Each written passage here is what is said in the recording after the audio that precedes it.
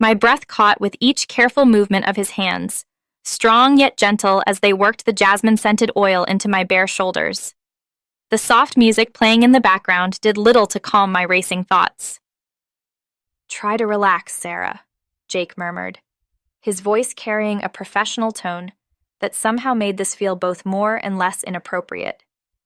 His thumbs pressed into a knot beneath my left shoulder blade, drawing an involuntary sigh from my lips. I closed my eyes, trying to focus on breathing evenly as his fingers traced the curve of my spine.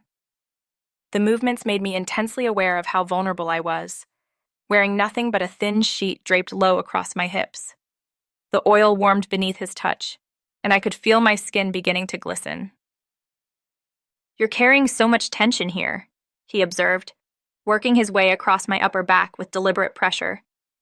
His hands were different from what I remembered, stronger now, more assured after his training. These weren't the hands of the boy who used to show me his sketchbooks. These were the hands of a man who knew exactly what he was doing. The pressure of his touch changed, becoming somehow more against the grain of professional. Or was I imagining it? Was I projecting my own confused feelings onto these innocent movements? "Is this pressure okay?" he asked softly, and I could feel his breath ghost across my shoulder blade. When had he leaned so close? His hands slid lower, working the muscles along either side of my spine, and I found myself fighting the urge to arch into his touch.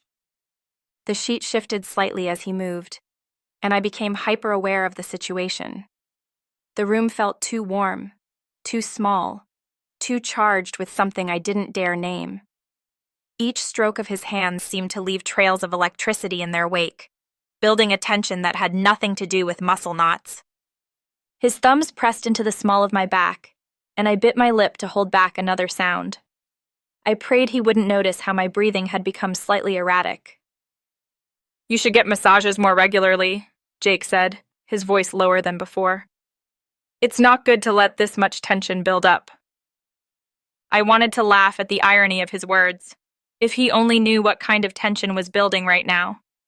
Instead, I hummed in agreement, trying to ignore the way my skin seemed to crave his touch. The minutes stretched on, each moment a delicious torture of professional touches that felt anything but professional. I found myself floating in a haze of sensation, torn between wanting him to stop and desperately hoping he wouldn't. "I'm going to work lower now," he murmured, and those simple words sent a shiver down my spine. That's when I knew I was in trouble. That's when I realized this massage had awakened something that had been simmering beneath the surface for longer than I cared to admit. His hands slid lower. But to understand how we ended up here, how I came to be fighting this internal battle while my stepson's hands worked magic on my bare skin, we need to go back. Back to when our relationship was simpler, when he was just my husband's son and I was just his father's new wife. I never imagined I'd find myself here at 42, staring at my reflection in the bathroom mirror of my suburban home. My dark hair fell in soft waves past my shoulders, strands of silver starting to peek through that I refused to color. Green eyes, my mother always called them cat eyes, looked back at me, surrounded by fine lines that told stories of both laughter and tears. I'd always taken pride in keeping myself fit, thanks to my morning yoga routine and weekend hikes, but lately, I'd been noticing changes that time brings to all women. Teaching art at Wellington High School kept me connected to creativity and youth, though sometimes the energy of teenagers left me exhausted by day's end. My studio at home became my sanctuary, walls splashed with colorful canvases and shelves lined with clay sculptures from years of exploring different mediums. The divorce from Marcus 3 years ago had left me with this house and a sense of freedom I hadn't expected to embrace so completely. Then David came into my life. A successful attorney with kind eyes and a gentle laugh, he brought stability back into my world. What I hadn't expected was that his son would become such an integral part of my life. Jake was 20 when I first met him, a sophomore in art school with talent that took my breath away. He had his father's strong features, that defined jawline and those striking blue eyes, but there was a sensitivity in him that spoke to my artist's soul. While David buried himself in legal briefs, Jake and I would lose ourselves in conversations about Renaissance masters and modern abstracts. Now, 3 years later, I found myself lying on a massage table in my bedroom, trying to slow my racing heart as Jake's professional hands worked across my shoulders. The jasmine oil he used filled the air with a heady scent, and soft instrumental music played from a small Bluetooth speaker in the corner. The late afternoon sun filtered through gauzy curtains, casting the room in a dreamy glow. "Your trapezius is really tight," he murmured, thumbs working into the muscle with practiced precision. "You must have been painting for hours yesterday." I smiled into the face rest, remembering how he'd learned to read my body's signs of overwork during his massage therapy training. "That commission piece is due next week," I explained, trying to focus on breathing evenly as his hands found another knot. I lost track of time. The sheet draped across my lower half rustled softly as he moved around the table, his movements fluid and assured. This was nothing like the uncertain young man who'd first asked to practice his techniques on family members. 3 years of training had transformed his touch into something powerful yet gentle. "Take a deep breath for me," he instructed, his voice carrying that professional tone that somehow made this feel both more and less intimate. As I inhaled, his hands slid down either side of my spine, and I couldn't suppress a small sound of relief as tension melted away. I should have felt completely at ease. After all, this was Jake, the young man who'd become like a best friend to me. We'd spent countless evenings discussing art, sharing dreams, supporting each other through life's challenges. He'd been my rock during the mess with David, never judging, always there with a shoulder to cry on, or a funny story to lift my spirits. But something felt different today. Maybe it was the intimate setting of my bedroom instead of his professional studio. Maybe it was the way his hands seemed to linger slightly longer than necessary, or how my skin tingled beneath his touch. Or maybe it was the realization that I was hyper-aware of every breath, every movement, every moment of contact. "Try to relax," he said softly, probably feeling the tension creeping back into my shoulders. "You're safe here." Those 3 words, meant to be reassuring, sent an unexpected shiver through me. Because suddenly, I wasn't sure if I felt safe at all. Not from harm, but from these new feelings stirring inside me, feelings I didn't dare name. "I'm going to work lower now," he murmured, and I could have sworn his voice had dropped an octave. His hands slid down my back with practiced skill, but each touch felt charged with something more than therapeutic intent. That's when I knew I needed to understand how we'd gotten here, how this relationship had evolved from simple stepmother and stepson to whatever this was becoming. The story hadn't started on this massage table. It had begun years ago, with shared passions and unexpected connections that were now threatening to transform into something else entirely. I first noticed the shift in our relationship during those quiet evenings after David's betrayal came to light. The house felt too empty, too quiet, until Jake would show up with takeout in his sketchbook, filling the silence with comfortable conversation and the soft scratching of pencil on paper. "You never told me what made you switch from art to massage therapy," I said one evening, curled up on the couch while he sketched in his usual spot by the window. The setting sun cast long shadows across his features, highlighting the concentration in his expression. He paused, tapping his pencil against his lower lip, a habit I'd grown fond of. "I guess I realized I wanted to help people in a more direct way," he explained. "Art feeds the soul, but massage, it heals both body and spirit." I watched him return to his drawing, noticing how his hands moved with such certainty across the paper. Those same hands that would soon be... "Besides," he continued, breaking into my thoughts, "I can always keep art as my passion rather than my profession, like you did before you started teaching." And the way he remembered such details about my life always touched me. While David had barely noticed my paintings, Jake could discuss every piece I'd ever shown him, offering insights that often surprised me with their depth. That particular evening, he'd brought Thai food and a bottle of wine. As the night wore on and the wine loosened our tongues, our conversation drifted to deeper waters. "Dad never deserved you," he said suddenly, his blue eyes intense in the dim light. "He never saw you. Really saw you." The weight of his gaze made my chest tight. "Jake." "No, I mean it." He set aside his sketchbook and moved to sit beside me on the couch. "You're extraordinary, Sarah. The way you see the world, the way you create beauty. He was too blind to appreciate it. Maybe it was the wine, or the lateness of the hour, or the raw honesty in his voice. But something made me reach out and take his hand. His fingers intertwined with mine naturally, as if they belonged there. "Thank you," I whispered, fighting back tears. "For everything." He squeezed my hand gently, and we sat in comfortable silence, watching shadows play across the walls. That might have been the moment things began to change, though I wouldn't realize it until much later. Weeks passed, and our evenings together became more frequent. We fell into an easy routine: dinner, conversation, sometimes watching old films or visiting galleries. He'd tell me about his massage therapy classes, demonstrating techniques on my shoulders when I complained about tension from painting. Those casual touches grew more frequent, lingering longer each time. A hand on my lower back as we walked through exhibitions. Fingers brushing as we passed dishes across the table. Each contact sent tiny sparks through my skin, though I tried to ignore them. Then came the night of the thunderstorm.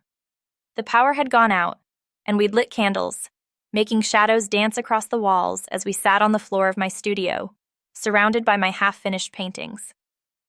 "Show me what you're working on," he said, moving closer until our shoulders touched. The candlelight caught the angles of his face, making him look older, more mature than his 23 years. I guided his hand to the canvas, letting him feel the texture of the impasto technique I'd been experimenting with. "See how the paint creates depth?" I explained, hyper-aware of the warmth of his palm beneath mine. "It's like Braille," he murmured, his breath warm against my ear. "You have to feel it to truly understand." The double meaning in his words hung in the air between us, electric and dangerous. I should have pulled away then, should have maintained the boundaries between us. Instead, I found myself leaning slightly into his solid presence, drawn like a moth to flame. Thunder crashed outside, making me jump. His arm went around my shoulders automatically, protective and strong. "I've got you," he said softly, and something in his tone made my heart race. We stayed like that, too close and not close enough, until the storm passed. Neither of us mentioned it afterward, but something had shifted that night. The air between us grew thicker, charged with unspoken possibilities. When he suggested the massage a week later, I knew I should refuse. But my body ached from hours at the easel, and the memory of his touch haunted my dreams. "Professional," he'd promised, eyes sincere. "Just let me help you relax." And now here I lay on his massage table, skin tingling beneath his expert touch, wondering if either of us truly believed this was just professional anymore. The massage continued as the sun dipped lower in the sky, casting my bedroom in amber hues. Jake's hands worked methodically down my spine, each movement precise. The jasmine oil had warmed to my skin temperature, making it impossible to tell where his touch ended and my body began. "Your breathing's uneven," he observed softly, his fingers working a particularly tight spot between my shoulder blades. "Try to relax into it." But relaxation seemed impossible. Every nerve ending was alive with awareness. Awareness of his presence, of the heat radiating from his hands, of the subtle shift in energy between us. The professional pretense was wearing thinner with each passing moment. "I learned this technique specifically for artists," he explained, his voice lower than usual as his thumbs traced circles along my upper back. "It helps release the tension from holding a brush for hours." I managed a quiet, in response, not trusting my voice for actual words. His hands moved to my shoulders, and I couldn't suppress a small gasp as he found a particularly sensitive spot. "Too much pressure?" he asked, though something in his tone suggested he knew exactly what he was doing. "No," I breathed. "It's perfect." The word perfect hung in the air between us, heavy with unspoken meaning. The sheet shifted slightly as he moved around the table, and I became intensely aware of every inch of exposed skin. My mind drifted to all those evenings we'd spent together, all those innocent touches that maybe weren't so innocent after all. The way his hand would brush mine when passing a coffee cup, how he'd rest his palm on my lower back while looking at my paintings. The lingering hugs that grew longer and more frequent after David left. "Your muscles are finally starting to release," he murmured, working his way down my sides with careful precision. "You've been holding on to so much tension." If he only knew how much tension I was holding right now. The room felt electric, charged with possibility and danger in equal measure. Each stroke of his hands seemed to be writing a new story on my skin, one that threatened to cross every boundary we'd ever set. The sun had almost set now, leaving the room in dusky shadows. The small lamp in the corner cast a warm glow that made everything feel dreamlike and surreal. Time seemed to slow, measured only by the steady rhythm of his hands and my increasingly unsteady breathing. "Sarah," he said softly, his hands stilling on my lower back. The moment stretched between us, filled with all the things we'd never said, all the looks we'd pretended not to notice, all the touches we'd explained away. I turned my head slightly, catching his gaze in the dim light. The professional mask he'd been wearing had slipped, revealing something raw and honest in his expression, something that made my heart race and my skin flush. "Jake," I whispered, and his name felt different on my lips somehow. Like a question, like a prayer, like a line about to be crossed. The air in the room grew thick with unspoken words as Jake's hands hovered above me. The professional facade was crumbling, replaced by something far more dangerous. "Tell me what you're thinking," he murmured. The touch was barely there, yet it sent shivers through my entire body. "I shouldn't say," I breathed, closing my eyes against the intensity of the moment. "We shouldn't." His hands stilled completely. "Look at me, Sarah." The command in his voice made me turn my head, meeting his gaze in the dim light. Gone was any pretense of this being just a massage. His blue eyes had darkened with something that made my breath catch. "We've been dancing around this for months," he said softly. "Every conversation, every touch, every moment alone. Tell me you haven't felt it too." My heart hammered against my ribs. "Jake, we can't. You're my..." "You're what?" he challenged gently. "Your friend? Because that's what we've become, hasn't it? More than just stepson and stepmother. This connection between us. It's different." His words echoed my own thoughts, ones I'd been trying to suppress. Every shared moment flashed through my mind. Our late-night conversations about art, the way he'd hold me when I cried about David, those lingering touches that grew more frequent with each passing week. "What about your father?" I whispered, though David felt like a distant concern in this moment. Jake's laugh was soft and bitter. "He lost any right to judge when he betrayed you. Besides, we're both adults, free to make our own choices." His hands resumed their movement, but there was nothing therapeutic about his touch now. His fingers traced patterns on my skin that felt like art being created with each stroke. "Tell me to stop," he said, his voice rough with emotion.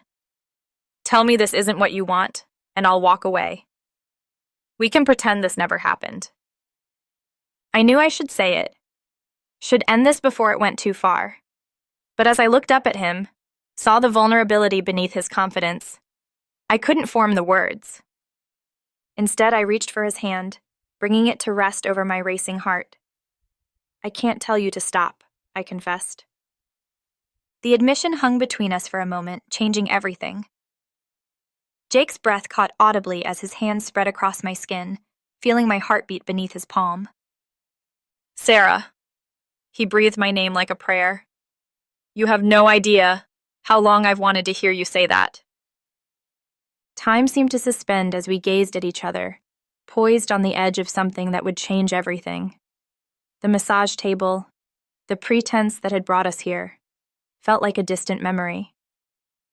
"Kiss me," I whispered, and watched as his eyes widened slightly before darkening with desire. He leaned down slowly, giving me time to change my mind. But I was tired of denying this connection between us. As his lips met mine, soft and questioning at first, I felt something inside me break free. The kiss deepened naturally, years of suppressed feelings pouring out as his hand tangled in my hair. It felt like coming home and embarking on an adventure all at once, like finding something I hadn't known I was missing. When we finally parted, both breathing heavily, Jake rested his forehead against mine. "There's no going back from this," he said softly. As his lips found mine again, I knew we were crossing a line that couldn't be uncrossed. I couldn't bring myself to care about anything beyond this moment. Morning crept through the curtains like liquid gold, finding me already awake. Every nerve ending in my body hummed with overwhelming emotional intimacy we'd shared. The way he'd looked at me, like I was precious, like I was everything, had shattered something inside me, rebuilding it into something stronger, truer. My chest ached with the intensity of feelings I'd suppressed for so long. How many nights had I lain awake, telling myself that the warmth I felt in his presence was simply friendship? How many times had I caught myself watching him sketch, admiring not just his artistic talent, but the quiet concentration in his features, the gentle strength in his hands. The sound of coffee brewing drifted up from below, domestic and surreal in its normality. Nothing felt normal anymore. Everything had shifted, realigning itself around the gravity of what we'd shared. Every touch, every whispered confession, every moment of vulnerable surrender had transformed us. Footsteps on the stairs made my heart race. Jake appeared in the doorway, 2 mugs in hand, wearing just his uniform pants. The morning light caught the planes of his chest, but it was his eyes that held me. Warm, tender, slightly uncertain. Like he too was still processing the magnitude of what had passed between us. "Hi," he said softly, and that one word carried volumes of meaning. "Hi," I whispered back, my voice rough with emotion. He crossed the room, handed me a mug, and settled beside me. "I've been thinking," he began, thumb tracing patterns on my palm, "about everything that happened." My heart clenched. "Do you—" "No regrets," he interrupted firmly, setting his mug down to cup my face. "Not a single one. What I mean is, I've been trying to find words big enough for how I feel, and failing." Tears pricked at my eyes as I leaned into his touch. "I know exactly what you mean." His thumb caught a tear as it fell. "When I held you last night, Sarah, it felt like coming home. Like everything in my life had been leading to that moment." I set my own mug aside, turning to face him fully. "It's terrifying, isn't it? How complete it feels. How right." "Terrifying," he agreed, pulling me closer. "And wonderful, and overwhelming. I keep thinking I'll wake up and find it was all a dream." I pressed my palm to his chest, feeling his heart race beneath my touch. Not a dream, just inevitable maybe. Like we've been moving toward this all along. His fingers tangled in my hair as he rested his forehead against mine. "I love how you felt in my arms," he whispered. "How you trusted me. How you let me see all of you. Not just physically, but emotionally. Every vulnerable piece." "You made it easy," I breathed. "The way you looked at me, touched me, like I was precious." "You are precious," he insisted. "You're extraordinary. Everything about you. Your passion, your creativity, your strength, the way you see the world, the way you've claimed space in my heart without even trying." Tears flowed freely now as emotions overwhelmed me. He kissed them away, each touch reverent and tender. We held each other as the sun climbed higher, casting new patterns across our skin. Everything felt raw, new, tremendously significant. The coffee grew cold, forgotten as we lost ourselves. This wasn't just desire or passion. It was recognition, understanding. A coming together of souls that had been circling each other, waiting for the perfect moment to align. As Jake pulled me closer, his heartbeat steady against my cheek, I knew with absolute certainty that everything had changed. We had crossed a threshold together, stepping into something profound and beautiful, and slightly terrifying in its intensity. Outside, the world continued its normal rhythm. But in this room, wrapped in morning light, we existed in our own perfect moment. One where love transcended labels, where connection defied convention, where two hearts beat in perfect synchronicity. "We should talk about this," Jake said softly. The morning had advanced, sunlight now streaming fully through the windows, making our situation feel more real, more consequential. I shifted in his arms, looking up at him. "I know, it's complicated doesn't begin to cover it, does it?" He laughed quietly, but there was an edge of tension to it. "Understatement of the century. Dad's going to—" "Don't," I interrupted, pressing my fingers to his lips. "Not yet. Let's figure us out first, before we tackle the world." He kissed my fingertips before taking my hand in his. "Okay, us first. Tell me what you're thinking." I took a deep breath, organizing my thoughts. I'm thinking that last night changed everything. That I can't go back to pretending this isn't real. That the thought of losing you, makes it hard to breathe. "You won't lose me," he said fiercely, tightening his embrace. "Whatever happens, whatever we decide, that's not an option." "But realistically, Jake, your career as an art therapist, my position at the gallery, your father's influence in the art world." He sat up straighter, turning to face me fully. "Listen to me, Sarah. I've spent years building my own reputation, separate from Dad's connections. And your talent speaks for itself. If anyone tries to use this against us professionally—" "They might," I said softly. "You know they will. The age difference, the family connection, people will talk." "Let them," he said with quiet conviction. "I'm not ashamed of how I feel about you. I won't hide it." My heart swelled at his words, even as anxiety gnawed at my stomach. "What exactly are you suggesting?" "I'm suggesting we stop pretending. Not that we make some grand announcement, but that we don't hide either. We're both single adults. We haven't done anything wrong." I traced the line of his jaw, considering. "And your father?" Jake's expression hardened slightly. "He lost any right to judge when he cheated on you. Besides, you've been divorced for over a year. You don't owe him anything." "It's not about owing," I sighed. "It's about the fallout, the family dynamics. Christmas dinners might get a bit awkward." That drew a genuine laugh from him. "Because they're so comfortable now? Sarah, our family hasn't been conventional since Dad married someone closer to my age than his.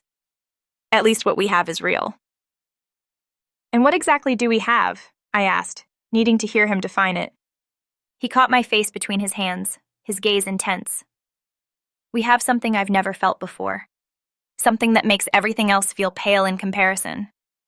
I love you, Sarah. Not as a friend, not as family, but as a woman who's captured every part of me." Tears sprang to my eyes at his declaration.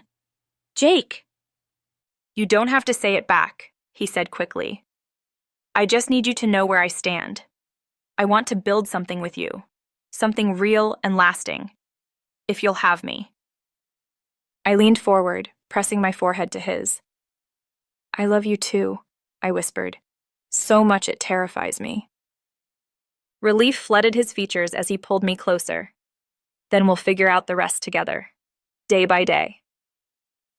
"What's your suggestion for first steps?" I asked, trying to be practical despite the emotion thick in my throat.